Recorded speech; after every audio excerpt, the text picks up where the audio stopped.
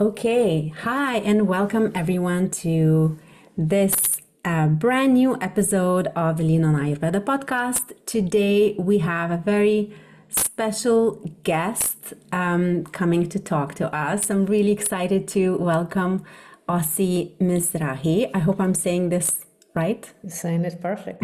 Great.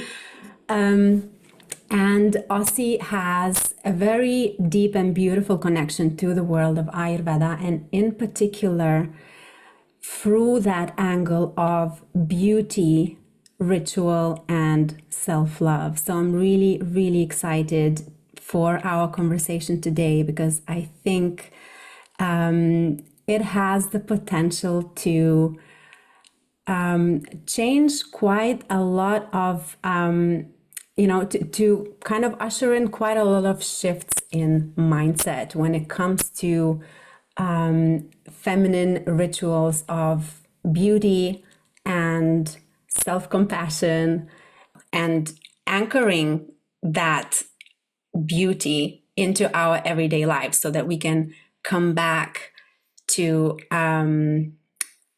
these auspicious practices again and again. So welcome, Osi. And Thank you. I'll allow you to introduce yourself to my listeners, and you can tell us a little bit about your story and how Ayurveda came into your life and how, you discovered the world of abhyanga, the world of oils, and how that impacted your life. Mm-hmm. Thank you. Thank you so much for having me here. I feel like when people ask me how did I come into Ayurveda, sometimes I feel like the life and the journey presented to you, like almost as, my life was already planned for me, and I just had to surrender a little bit to the path. Initially I thought I'm going to be on Wall Street for the rest of my life and be a foreign exchange trader. But, life kind of showed me otherwise. And thank God, I would say, for that. I feel very blessed with all the teachers that led me the way to where I am today, included my challenges. Sometimes our challenges and our disposition in our bodies are really showing us a path that will be benefiting us in the highest, but also ultimately you want to share it with the world when you feel like something really impacted you and helped you. And especially as a woman in the Western world, we have to really navigate a lot and kind of a lot of time lead the way for the newer generation, just like my teachers led the way for me. We're not meant to do this alone. And so I feel really grateful, and to even talk with a woman like you, and the fact that you're in Europe and I'm in the East Coast of New York and of United States. And I just feel so blessed that we can actually connect here and share some wisdom for other women to be inspired. My inspiration with Ayurveda in particular really started, I would say, probably when I was 15. My house was adjacent to a farm, a working farm. So after school, I would, there was a little bit hole in the gate, and I would just go sneak in and go into the farm and spend hours by myself after school with the animals, from the cows to watching they're milking the cows to walking around the forest of avocado trees and pecan trees. And I think for me, what informed my practices and creating this brand was really came from nature, watching the elements. Just like we say in Ayurveda, we talk a lot about the 5 elements when we talk about panchakarma, extracting the toxic or things that go into a deeper practice of Ayurveda. I think that everything is really, is available to us if we just look and listen. So when I begin and say that the path was given to me in a way, and I just needed to slow down enough to see it. It's one of the reasons why I created this brand, because I feel like slow beauty is very much related to slow aging, meaning that we all grow up, we all age. You know, the Buddha would say that, there's an end, and and there's death, and there's sickness, and we all part of this cycle. And how do we coexist in this life in a way that we are well balanced human being? And I think one of the most important things that a lot of us in the holistic world and the beauty world would say is, how do you stay really healthy? Because if you're healthy, you're strong. And if you're strong to take care of yourself, you are strong to take care of your kids and hopefully your community as well. So for me, when I got the Panchakarma back in 2006 was the one that the most impacted me with Dr. Ladd, where I spent in New Mexico about 10 days with him. And, meeting him was a really profound experience because he took me into a place of really deep sense of belonging. It's almost like when I met him, I was like, oh, I've been here before. I've done this before. There's a yearning and a knowing. And I think that it stayed with me, since then, where I feel that Ayurveda always been there for me. And it's not so like, oh, I took on something completely new. No, I just remembered that, wait, this is what my ancestor did. This is what I've done in many lifetimes in a way. And it's just coming back to it, except I wanted it to be available, that I can be a conduit of bringing this beautiful wisdom of 5,000 years old to modern women, to women who live in the West, and we didn't grow up as Indian right now in this lifetime, and we have to take this medicine that it's so powerful in a small tiny doses, because our bodies cannot handle taking all those herbs and shove pills. Digestive cannot handle so much intake.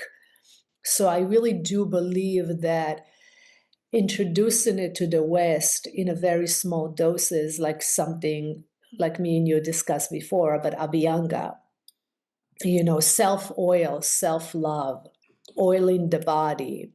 I always talk on my, almost every podcast and every thing I put on social, I mention the word sneha, which mean oil, which mean love, which mean abhyanga is basically glowing your body and bringing frequency and high energy into your own physical body, because we are spirit, but we also matter. We also have this actual body in this lifetime, and we really want to take care of it in order for us to be able to exist here, And as I said to you before, like the stress level and the anxiety and the cortisol high, and women going through hormonal shift, and men too. I just sort of, as a woman, I feel like, I know women better. And I would say that, all of that creating disease and also increase the aging, how the aging happen, faster if we are, constantly under stress, constantly increasing our cortisol, having a hormonal issue and not addressing them and not working in a natural way with them. And again, I have nothing against Western. I'm very blessed for Western medicine. It can save lives. And I use it up to a point, but on a daily basis, the doctors are not with me. They don't give me rituals. So I needed to go in and find ways to work with whatever disposition or disease or anything that came up that was probably in my DNA by my ancestor, but it doesn't mean you have to live with them in this lifetime. And you can change your karma. You can change your karma through meditation. You can change your karma through doing panchakarma, which is like a 5 to 10 days to 30 days of oiling the body and eating a mono diet and oiling your hair and your skull and doing all those amazing treatment like basti, which is like oil in your heart, or oil in your belly, which is your second brain.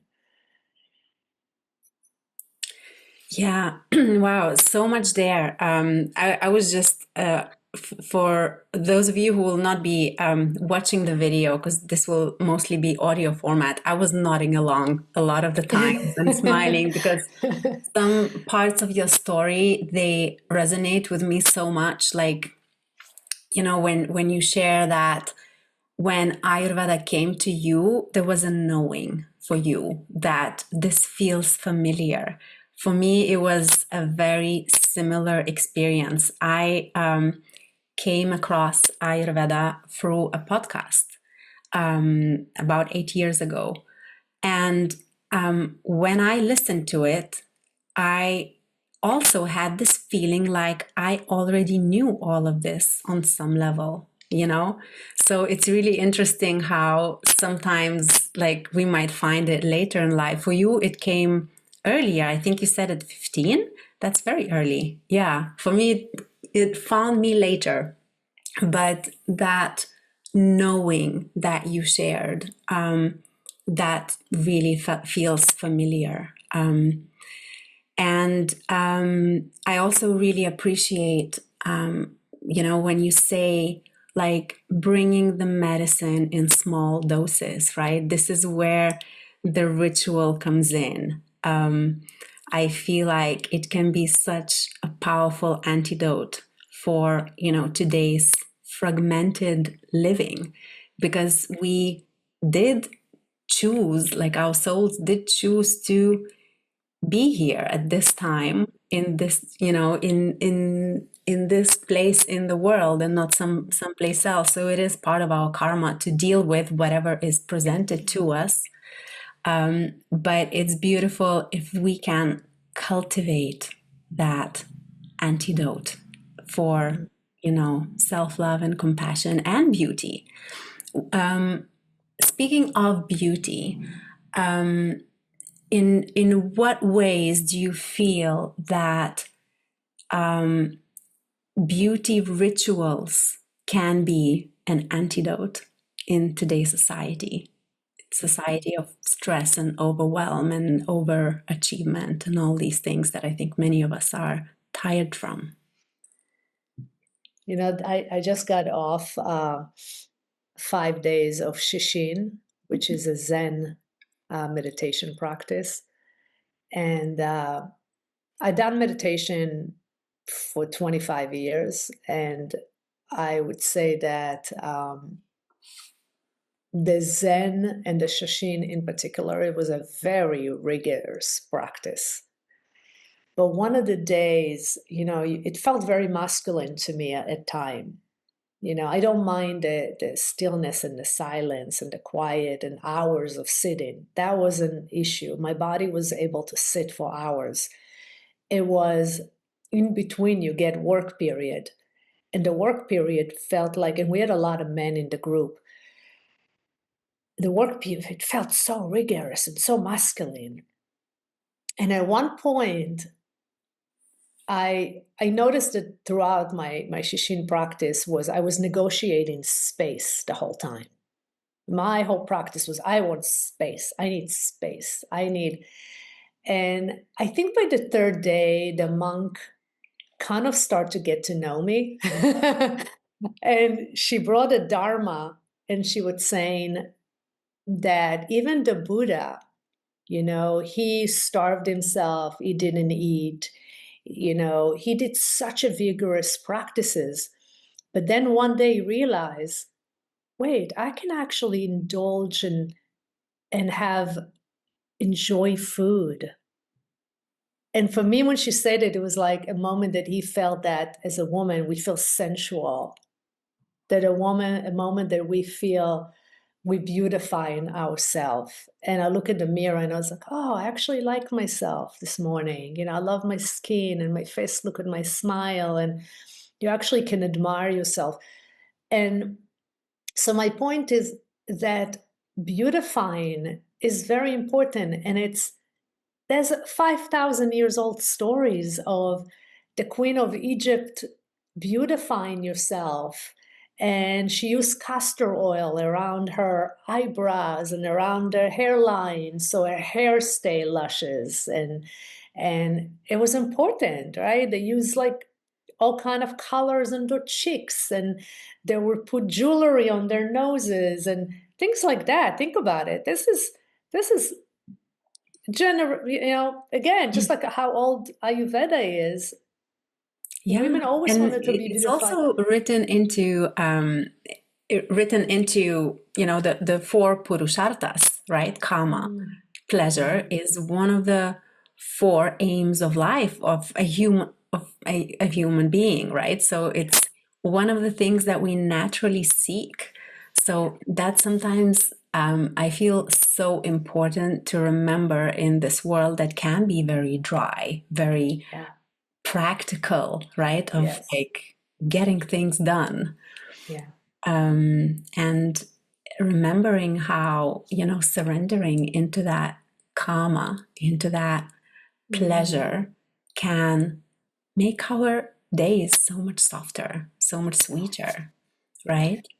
And I think we can all agree that, to like most women will perceive beauty rituals as pleasurable. But in what ways do you think that can become more than pleasure? In what ways can beauty rituals actually be a gateway to something deeper, like a spiritual experience, or perhaps an opportunity for some emotional healing? This is so beautiful. What a beautiful question. I love how you pull the pleasure into actually getting you deeper into yourself. And I think slowing down, I think going back to the basic, to the small steps, simplicity and slowing down. Because, for example, this morning I had some time. I had an hour that I can just take care of myself. And I was like, oh, so before I took a shower, sometimes I do it after, but this morning before I took a shower, I have a breast oil that call feminine. And I did ritual where I massage my breast, my underarm, and that was before the shower, my underarm around the vagus nerve. And then I went into my belly oil and I did belly massage a little bit underneath the ribs and around, circling clockwise. And then I took my soot oil and I worked on my joint, wherever I've been feeling stiff, my lower back and my ankles and wrist. And then I took my abhyanga oil, which is made out of rose shine, and I did the rest of the body where it was dry. Because right now it's winter in New York, so I was like massaging my arms and my legs getting dry. And, then while this is kind of soaking and my bathroom was warm, I put a heater, it was really warm. I did tongue scrape. I did I do a mouth gargling where I hold like coconut in my mouth for a little bit. And then I went and took a shower. I didn't even use a soap except maybe under my arm, but I didn't even use, I just rinsed myself and I gave myself an hour to sort of like between that into coming to my room. And then I looked at my face and it looks like, wow, I just felt like it was such a softness. And, life is challenging and we have constant projection all around us. it's so important to go to this inner child and to attend to this inner child that we all have within ourselves. When was the last time we had a conversation with this inner child, with this little person in us that is a child still, that needs to be heard? And that inner child is the one that wants you to take him to ice cream and wants you to do a belly massage on them and wants you to sit and hear and take a moment before you go in the world to meditate, to slow down, to drink your hot water. I think there's a huge connection between slowing down, pleasure, self-care, self-love, our emotional being, our physical being. They're all, just like yoga, they're all in alignment, body, mind, spirit. And I think that, you know, just even looking at myself in the mirror, when do I have time to look at myself in the mirror? Or even giving attention to my belly and liking my belly, even though I don't have a flat belly. That's okay. I love you as is right now. Whatever, today I'm bloated, tomorrow I'm not. We women, we go through all of that, and just acceptance of where you're at. And I think that this is definitely is the first step to love anyone else, is you got to really start to like yourself and your own company. And there's nothing wrong with pleasure and sensuality and beauty. You know, any place that I moved to, and I moved a lot in the last 5 years, I'm pretty nomadic, and any place I come to, I make the table beautiful, and I make myself, in every house I leave, a little shrine that reminds me of things that are beautiful, where I was in the beach in Encinitas, or when I was in Costa Rica, and I have something that I brought back, and all those memories. It's just like uplift my spirit. And more than ever, like COVID showed all of us that, being alone, it's kind of like scary if you don't have a practice. Being alone can be really lonely if you don't know how to give yourself a good company. And then we can be in a community in a way better, position to serve, to help, to collaborate. Yeah. I loved that you said to love anybody else, you gotta start liking your own company first. I love this. I feel like this can go on a first of all, let me just say that your bath ritual sounds so delicious. I actually want to go and try all these oils now because they just sound really really luxurious and really nourishing for sure. And the ritual, like the space that you describe, that you created for this ritual, right? So taking that time for it. Let's talk about it, because I think for many women who might not yet have a ritual practice, it might feel like, they might have thoughts such as, this is too indulgent for me. Like, I don't have an hour for this because I have to do this in A, B, and C, right? Mm-hmm. What would you say to women who have a really hard time prioritizing self-care time, and perhaps like, as you mentioned, tending to that inner little girl who might be wanting that attention, who might be wanting you to, rub a nice oil into your belly, right? What would you say to these women? Yeah, it's another great question. I always go back into diet, because all of us women at some point in our life, diet. Yeah. And I always say that first bring new things, new ideas, new concept, new food into your diet before you take something away. So if you want to start having a daily ritual, start adding something. Don't take away anything. Don't change anything. Just start adding one little thing. Simple as tongue scrape. You take a tongue scrape. It's like literally so inexpensive. You can get the silver one. You can get the copper, whatever fits your budget and whatever in your liking.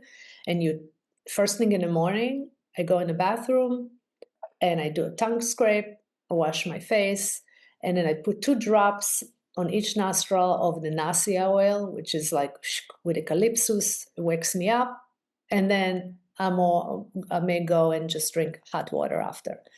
And for me, that 10 seconds of ritual, it's 10 seconds, reminds me to go back home, to go back to myself. And that's something that little ritual I just gave you, I don't miss it. And I'm flying to Chicago tomorrow and I have it in my suitcase already. The tongue scrape, the nostril oil, and I'm a little weirdo because I have like a small plate that I got, a heating plate with a copper cup that when I travel, I just have it next to my bed. And it's my little thing where it reminds me. I think all people who are in Ayurveda are weirdos. I think we all travel with our own with our own accessories. Totally. Even my teas. I mean, when I'm on a plane, you know how the steward passed by and she's like, do you want coffee? Do you want tea? Do you want this? Do you want juice? And I'm like, just hot water, please. I have my own tea bags. It's like hot water. I have my tea bag, and then I unpack my little food that I bring with me, and I feel so good because I actually I actually took time, like my mother used to do for me, or my dad used to make me sandwiches. Like that was my favorite thing because he always surprised me with something in my lunchbox. It was my dad's job to make it. And it was like so lovely, to get this, like, now I don't have anyone doing it for me. It's like, oh, I become my own advocate. I do it for myself, but I Mother already yourself. know what I'm packing. Yeah, because I think that, we take small, tiny steps, and then when a woman feel like, I took care of myself in those 10 seconds, and it really created a shift, she's going to be like, okay, I'm ready to add one more at nighttime. I love this. Yeah. What I often teach my clients when they have this sort of dilemma, like when they feel like they can't implement something, like something feels too big, like a bigger ritual. Something that I took on from my teacher, who taught me like plan A and plan B, right? So maybe plan A is like a morning abhyanga, like a full body abhyanga. What I am doing on most school days when I have more, like more stuff going on, in the fall, I do the breast massage. I have also a breast oil, and it feels like I have broken this abhyanga down into like a smaller piece, right? Beautiful.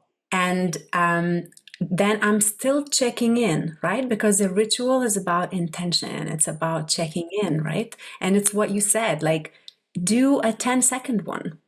Not like, don't start thinking that you need to suddenly give yourself an hour. That comes much later, right? Yeah. But we can really start in small ways. And then that can also shift depending on, what we have going on during the day and depending on what responsibilities might be waiting for us.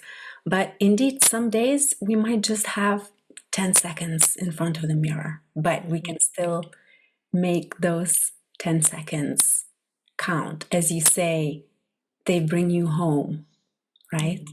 Yeah, beautiful. Yeah. Osi, another thing that I really wanted to talk to you about, because I feel like it's a big topic, and we started chatting about it before we started recording. Your brand is all about slow beauty and slow aging. I really love this message. And could you elaborate a little bit on what is behind this messaging for women? Mm-hmm. I think it's very much linked to what we just talked about taking small steps. And, you know, there's a lot in the market that would offer you a quick results, um, which is great. Everybody to their own, right? However, no one can offer you a supple skin. No one can offer you a quick result for a glow and soft skin and this glow and this juiciness and this oja that we always talk about in Ayurveda. No one can offer you that because it's not for sale and you can't buy it. So when I go back into slow beauty, slow aging, is if you really invest, like, my I have a lot of family. My ancestor came from Europe, Spain, Italy, Portugal, and my dad speaks French. So I spend a lot of time with that culture, and I learned how I was admired. Those women are the women that really inspired me to create my brand and to remind women that aging is not a problem, and slowing down actually and taking care of yourself, it actually will affect how you age. You can still have wrinkle but looking radiant and glowing. You can still have imperfection but still look fabulous. And I just want to bring that back because I see it myself. I mean, I'm not 30 anymore and I'm not 40 anymore. And there's a really shift that started to happen was for me by age 45, where I started to see, wow, okay, your hair thinning, right? You have a little bit more line, your lips not as plump, certain things that are shifting, and then you work with it. You work with it by doing the oil, practicing yoga, doing breath work, meditation. All of that actually is things to beautify you, but also to keep you healthy. So, if you do abhyanga 3 times a week, you can see how your skin would glow. If you try I call my face oil glow because it really does the trick. All those great herbs, you have anti-inflammatory like turmeric, vitamin E, aloe vera, neem, all the things we need. And you put this great food on your skin, and you eat healthy food, your aging process would 100% slow down. I don't have a lot of gray hair. And I have a lot of friends who are in their 30s and they have gray hair. So it actually slow even, that. Like it's so, and I'm lucky that I still have, full head of hair, although you lose a lot when you go through a hormonal issue. And I did get worried for a little bit, but then I started massaging my hair and doing treatment and using eucalyptus and using lavender, and you're just sort of like beautifying yourself. It's a ritual. It's a ritual, and I really think it might be slower, but in the long run you're going to age beautifully, and you're going to learn to really love your imperfection versus judging them. Yeah, it's like, um, slow beauty is like slow medicine, right? It's like the slow drip. And one of the things that I really appreciate about Ayurveda and the Vedic tradition in general, that, all of that wisdom is based on receiving this knowledge, and then that knowledge affecting your life as a slow drip, right? There is, as my yoga teacher, Kaya Mindlin, always says, there is no urgency in this work, right? So obviously we will have like medical emergencies when it comes to health, but like when it comes to beauty, we don't want it to become an urgent matter. Like something Beautiful. needs to be fixed right away, right? Beautiful. And I think when, like, something that I see in my clients, especially those that kind of come crashing into menopause symptoms, because that often happens right now for women, that they don't necessarily like they live a life where they don't do ritual and tending, right? So it's a very different kind of life. And then when the symptoms come, they really like crash into them. And then there's this whole, like, big menopause problem, right? With the Yeah. hair that is falling out at rates that they haven't seen before, and the vaginal dryness, and all these other things. And that can send them into a panic, right? And there is a sense of urgency that happens, right? So our work is about, like, trying to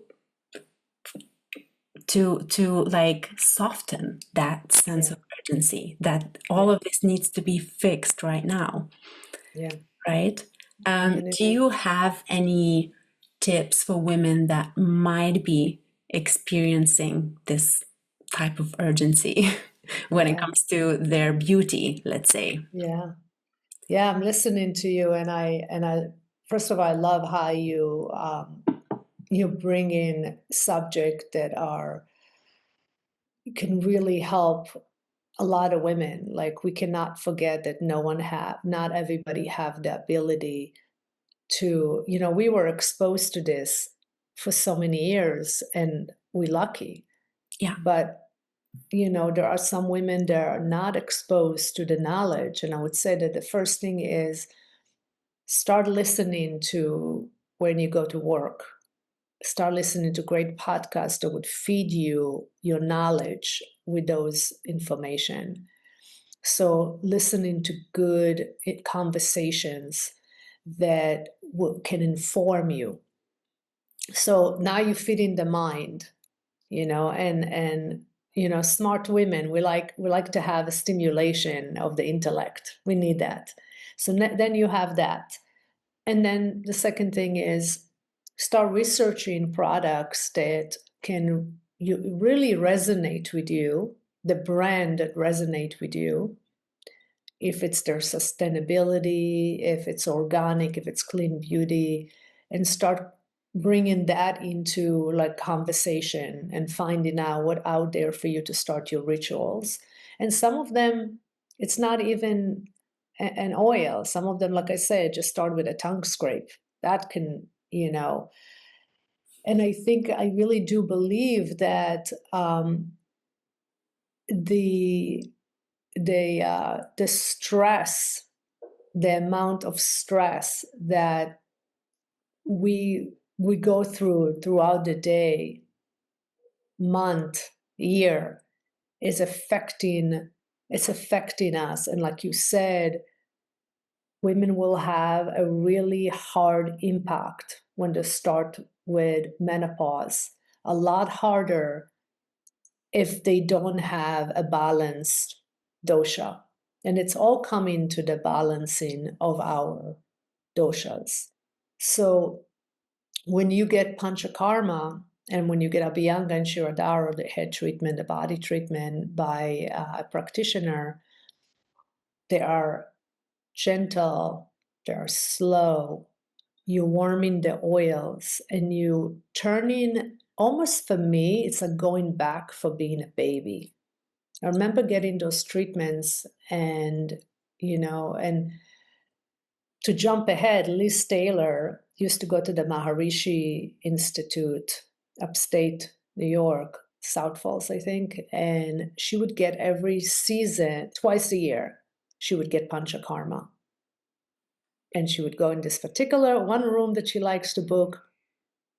And, right? She's the icon of beauty, Elizabeth Taylor. She used to do panchakarma. She was exposed to the Maharishi and do it twice a year, right? If you can add treatment like that, if you're working a lot and you're earning money, use your money well and go and get panchakarma and give yourself 5 days of cleaning the toxic, eating mono diet, having someone give you treatment twice a day, and you'll feel that your whole being is going back into the center, into your home, and slowing down the aging process. So I would say that if you have the means to do it, go ahead and do it. And if you don't, do it at home. Warm the oils, put a heater in your bathroom, make sure it's warm and cozy,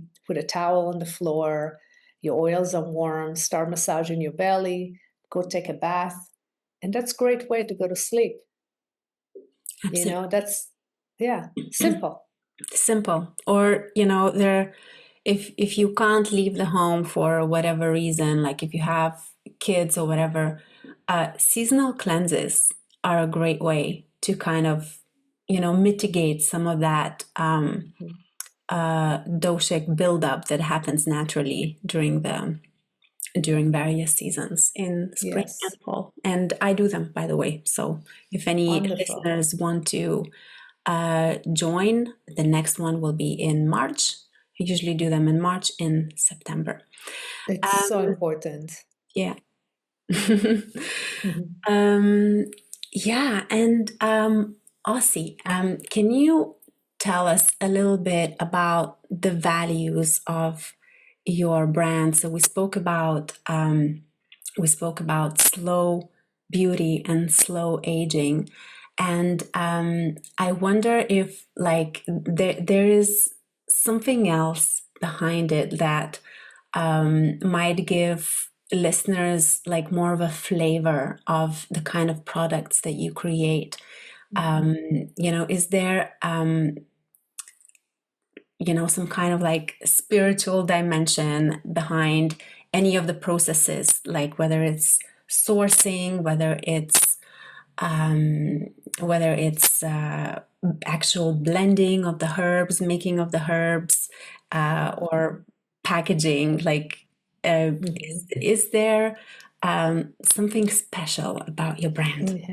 Yeah, I believe so. I mean, I think that it took me 2 years to create the formulation. So I put a lot of intention of how I'm going to take something that is 5,000 years old medicine, which I have a lot of respect to, and not manipulate it, keep the origin of it, but beautify it and make it more available for Western women. Because the original dosha oils might be making with sesame oil, almond oil, or coconut with herbs that have been cooked for 3 days. So we're keeping that original formulation. I feel that what differentiate my companies from other companies is that the Ayurveda brand is very much, we made it into a brand that will be available for women, so they have, instead of using perfume, which are toxic, instead of using body oils that are made out of water and cream,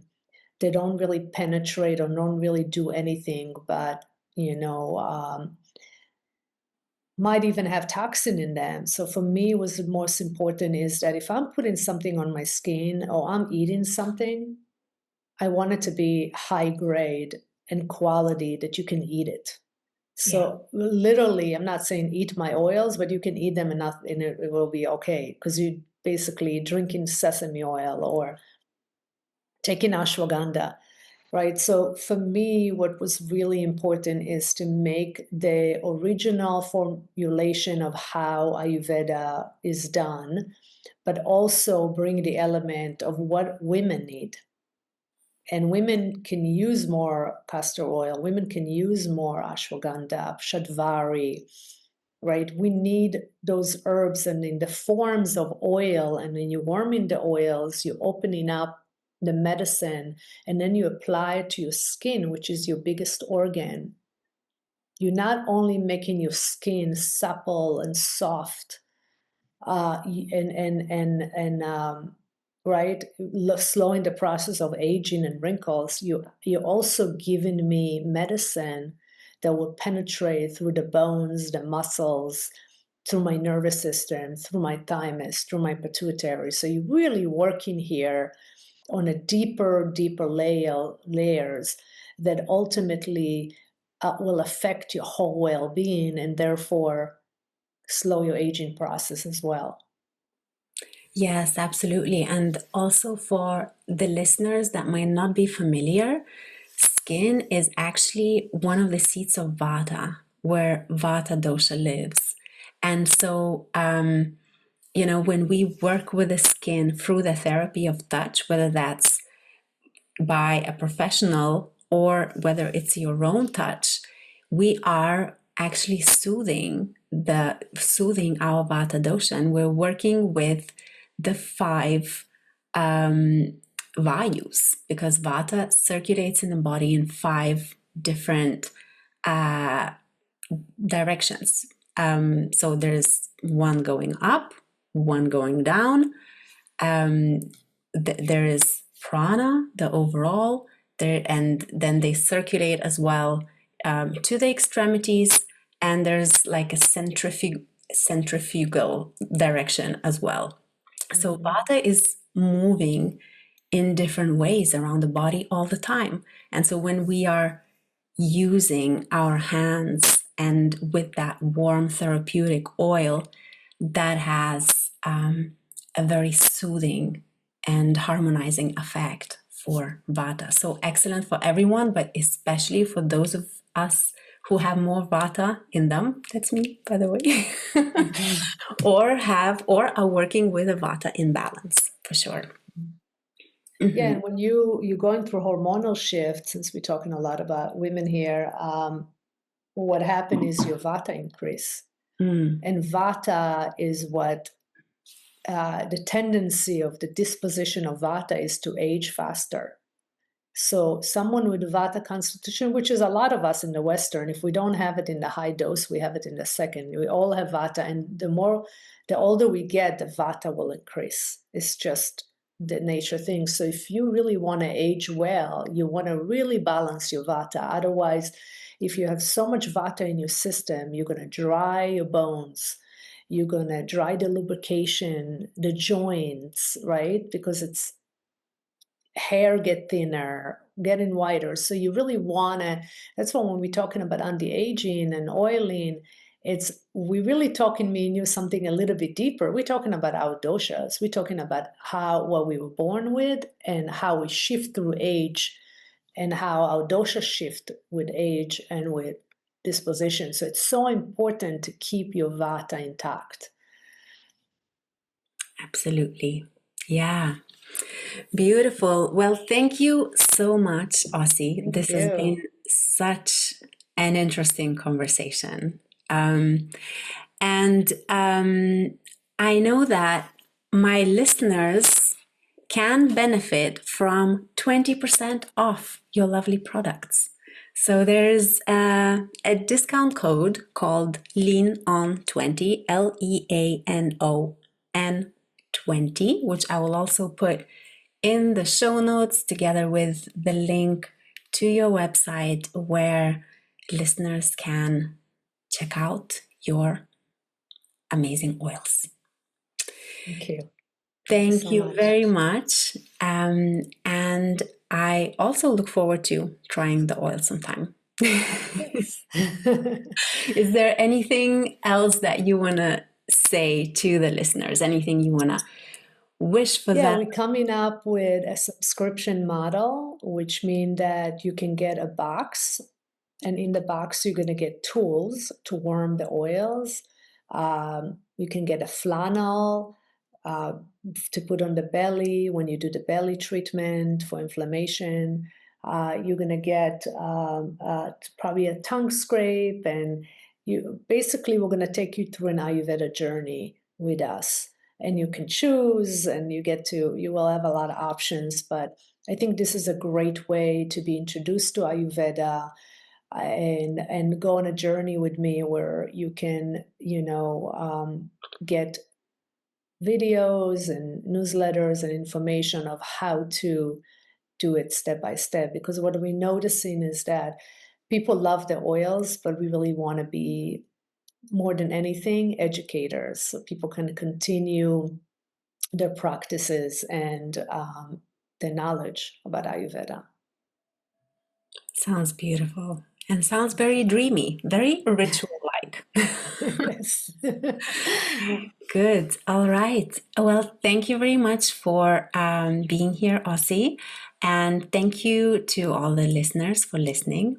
And I look forward to catching up with you in the next episode, which will air in 2 weeks. Have a great day. Bye.